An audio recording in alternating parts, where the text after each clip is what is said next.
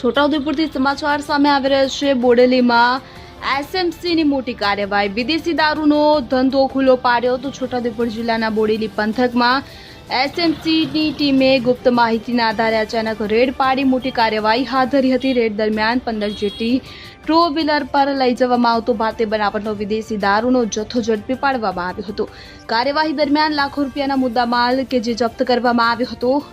14 આરોપીની ધરપકડ અને એક આરોપી ફરાર હોવાનું જાણવા મળી રહ્યું છે। સ્થાનિક લોકો મુજબ છેલ્લા ઘણા સમયથી બોડેલી વિસ્તારમાં વિદેશી દારૂનો ગેરકાયદેસર વેપાર ચાલી રહ્યો હતો, પરંતુ બોડેલી પોલીસ ઊંઘતી રહી ત્યારે એસએમસીની ટીમે રેડ પાડી દારૂના ધંધાનો ભાંડો ફોડ્યો હતો। સૂત્રોના જણાવ્યા અનુસાર ઝડપાયેલા દારૂના કિસ્સામાં વધુ તપાસ હાથ ધરવામાં આવી રહી છે અને અન્ય સંડોવાયેલા શખ્સોની શોધખોળ પણ શરૂ કરવામાં આવી છે।